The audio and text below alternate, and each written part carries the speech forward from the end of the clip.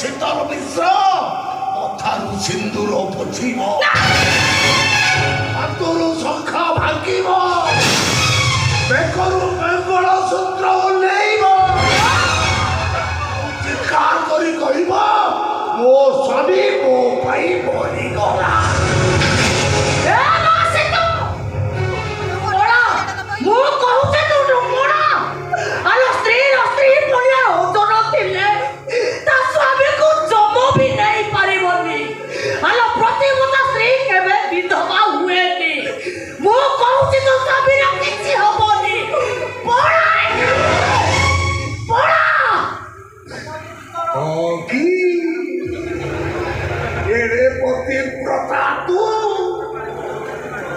ଶକ୍ତି ପଡ଼ିଆ ଦେଖଉଛୁ, ତୁ କହିବାକୁ ଚାହୁଁଛୁ ତୋ ପାଇଁ ମୁଁ ବଞ୍ଚିଛି।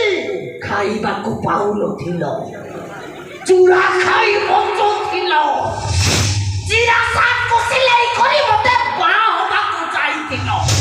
ମୁଁ ଆସିଲା ପରେ ଇଟା ଶ୍ରମିକର ଇଟା ଭାଟି ମାଲିକ ହେଲ। 50 ଟଙ୍କାରେ କୁଣ୍ଡା ପାଟେ କରୁଥିଲ, ଏବେ ବିଲିଆର୍ଡ କରୁଛ।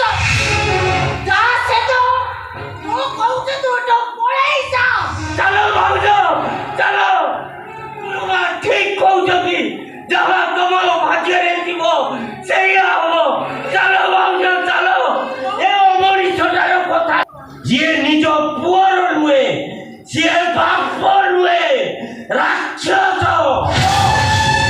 ସିଏ ନିଜ ପୁଅ ବଞ୍ଚି ଯାଉ ଯାଉ ନିଜ ବୋହୂକୁ ବିଧବା ହବାକୁ କହେ, ସେଇଟା ମଣିଷ ନୁହେଁ, ଗୋଟେ ଜଙ୍ଗଲି ଭାଲୁ। ଛୋଟ ଖାଇବାକୁ ପାଉନଥିଲୁ, ତୋଟା ପୋଲିସ କରୁଥିଲୁ, ତୋରା ଦେଖେ ତୋତେ ଆଣି ଇଟା ଫ୍ୟାକ୍ଟ୍ରିରେ କାମ ଦେଲି। ଛଡ଼ା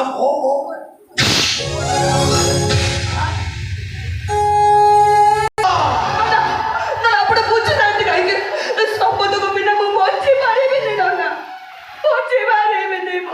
ଅଥର କାହାରି କଥା ବୁଝି ପାରେନି ଲୋ ସୀତୁ। ବରଂ ତୁ ଗୋଟେ କାମ କର, ତୋ ବାବା ପାଖକୁ ଚାଲ। ମୁଁ ମୋ ମଥାରୁ ସିନ୍ଦୁର ପୋଛିଦେବି, ହାତରୁ ଶଙ୍ଖ ଭାଙ୍ଗିଦେବି, ବେକରୁ ମଙ୍ଗଳସୂତ୍ର ଓହ୍ଲେଇ ଦେଇ ଆପଣଙ୍କ ପୁଅ ଜୀବନରୁ ଦୂରେଇ ଯିବି। ଏଇଆ ଚାହୁଁଛନ୍ତି ନା ଆପଣ? ମୁଁ ସତ କହୁଛି ନନା, ମୁଁ ଯଦି ଆପଣଙ୍କ ପୁଅ ଜୀବନରୁ ଦୂରେଇ ଯାଏ, ନା ସିଏ ବଞ୍ଚିବେ ନା ମୁଁ ବଞ୍ଚିବି। ମୁଁ ଯଦି ମୋ ସ୍ୱାମୀକୁ ମନ କହିଲା ପୁରା, ତମେ ଯାହା କଲ ପୁରା କଲ। ମନେ ରଖ, ମୋ ପୁଅର ଯଦି କିଛି ହେଇଯାଏ ତାହେଲେ ଭାବି ନବ ତମେ ମୋ ଭାଗ୍ୟରେ